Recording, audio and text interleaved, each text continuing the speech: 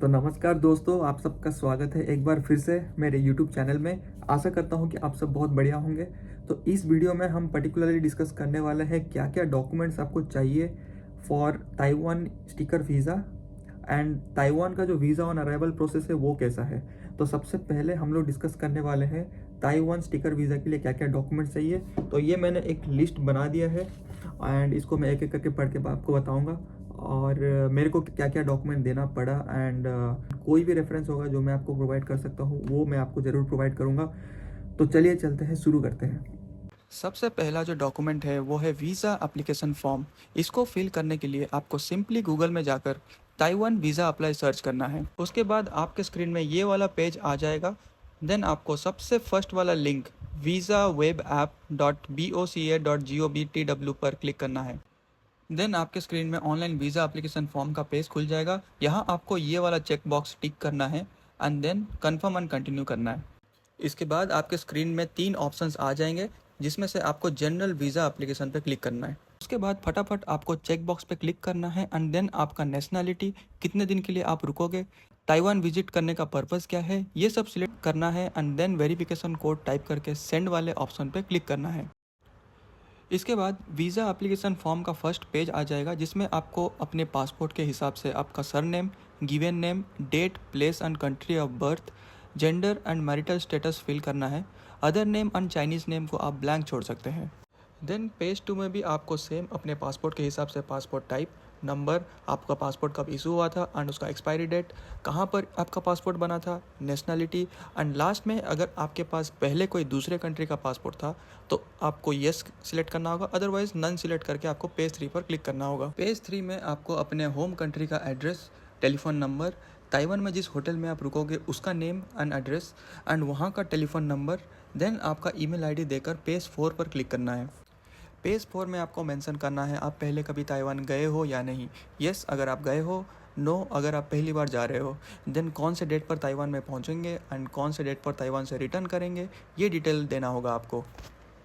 Page 5 में आपसे कुछ क्वेश्चंस पूछे जाएंगे जिसका आंसर मोस्टली नो होंगे, बट ये आपको अपने हिसाब से भरना है। पेज 6 में आपको एरिया में एशिया मेंशन करना है या फिर जिस भी कंटिनेंट से आप बिलोंग करते हो एंड देन जिस एम्बेसी से आप अप्लाई कर रहे हो उसको मेंशन करना है एंड देन अगर आप खुद से अप्लाई कर रहे हैं देन माई सेल्फ सिलेक्ट करें और अगर एजेंट से करवा रहे हैं देन वो तो आपका एजेंट देख ही लेगा। इसके बाद पेज 7 में आपको आपका टेम्प्रेरी एप्लीकेशन नंबर मिल जाएगा।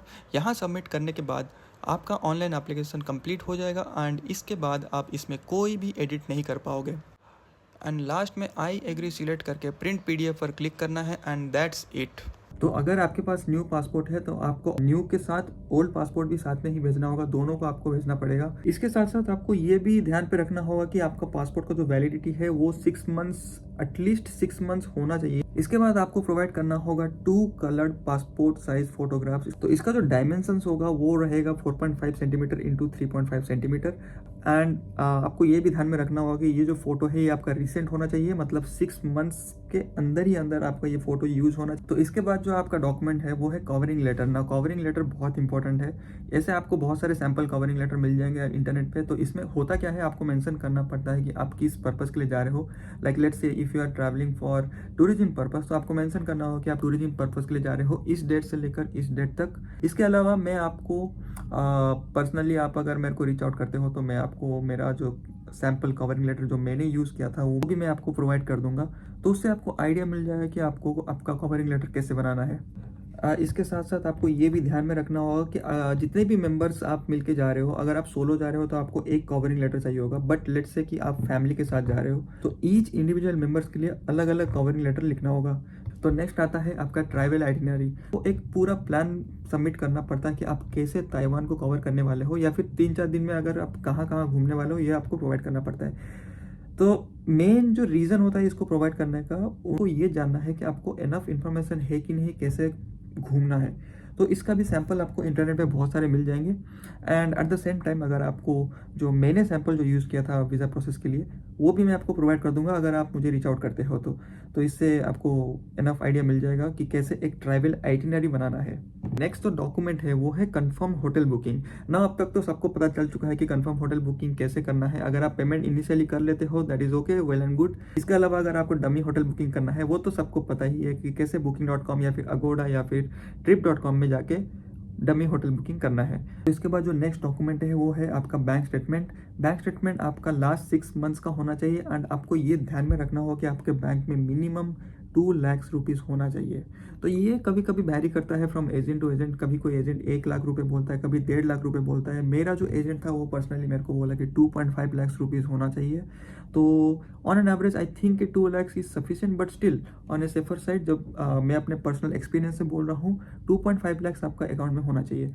एंड ध्यान में रखने वाली बात यह है कि ऐसा नहीं है कि आपको last 6 months from the beginning of the last 6 months आपके अकाउंट में 2.5 लाख रुपए होने चाहिए। अगर आपको बस आपके क्लोजिंग बैलेंस को 2.5 लाख रुपीज़ शो करना है। फॉर एग्जांपल मेरे अकाउंट में आई थिंक अराउंड 1.5 लैक्स था from the day when I submitted my documents. तो जिस दिन आप सबमिट कर रहे हो डॉक्यूमेंट्स उसके एक दिन पहले भी कहीं से भी पैसे जुगाड़ करके अगर आप 2.5 लाख रुपीज़ शो कर रहे हो as a closing balance then also it is okay. So आपको ये ध्यान में रखना होगा कि जो आपका क्लोजिंग बैलेंस है वो 2.5 लाख रुपीज़ होना चाहिए। इसके साथ साथ आपको आपका सैलरी स्लिप भी प्रोवाइड करना होगा जो कि लास्ट 3 मंथ्स का होना चाहिए। एंड लास्ट डॉक्यूमेंट जो चाहिए वो है confirm air tickets. Of course ये बहुत ही इंपॉर्टेंट डॉक्यूमेंट है। कंफर्म एयर टिकट्स होने चाहिए to the country and from और ऑनवर्ड। लाइक अगर आप इंडिया से जा रहे हो ताइवान तो ताइवान से इंडिया की टिकट्स या फिर ताइवान से जो नेक्स्ट कंट्री है, अगर आप नेक्स्ट किसी कंट्री की प्लान कर रहे हो तो उसका टिकट होना चाहिए। सो ये थे जितने भी मैंडेटरी डॉक्यूमेंट जो कि आपको कंपल्सरीली प्रोवाइड करना ही है।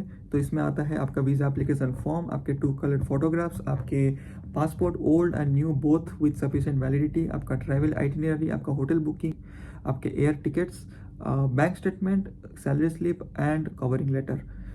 तो इसके साथ साथ आपको कल्चरल हाउस से कुछ और डॉक्यूमेंट्स की रिक्वायरमेंट हो सकती है जो कि होते हैं अदर एडिशनल डॉक्यूमेंट्स। इसमें आता है आपका इनकम टैक्स रिटर्न्स जिसमें आपको लास्ट 1 ईयर का इनकम टैक्स रिटर्न प्रोवाइड करना पड़ता है।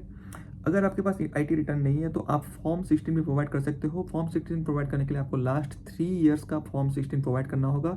एंड आपको ये ध्यान में रखना होगा कि ये जो फॉर्म 16 है ये डिजिटली वेरीफाइड होना चाहिए। डिजिटली वेरीफाइड अगर मैं बोल रहा हूँ इसका मतलब ये है कि आप जब बॉटम ऑफ द पेज जाओगे फॉर्म 16 के वहाँ पे आपको दिखेगा एक ग्रीन टिक मार्क। तो ग्रीन टिक मार्क का मतलब होता है डिजिटली वेरीफाइड है।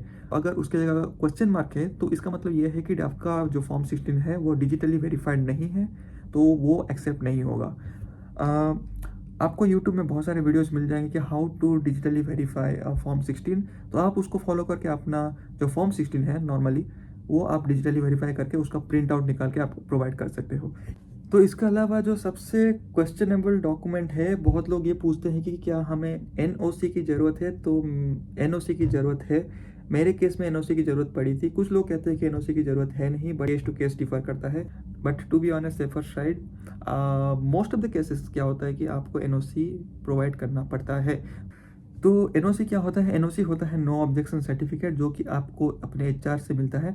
एंड इसमें ये मेंशन किया रहता है कि हम इस लड़के को from this date to this date इसको ताइवान विजिट करने के लिए अलाउ कर रहे हैं एंड इसका इस कंपनी के साथ कोई लायबिलिटी है नहीं एंड ये इस कंपनी में इस डेजिग्नेशन में काम कर रहा है। तो बेसिकली ये सारे डिटेल्स होते हैं एक NOC में जो कि आई बिलीव कि आपके पास होना चाहिए। अदरवाइज लेट्स से कि आप अज्यूम कर रहे हो कि NOC की ज़रूरत है नहीं and at the last moment आपको एम्बेसी से कॉल आए कि प्रोवाइड करो आप NOC, then in that case it will take some time because आपको NOC पाने के लिए भी टाइम लगता है।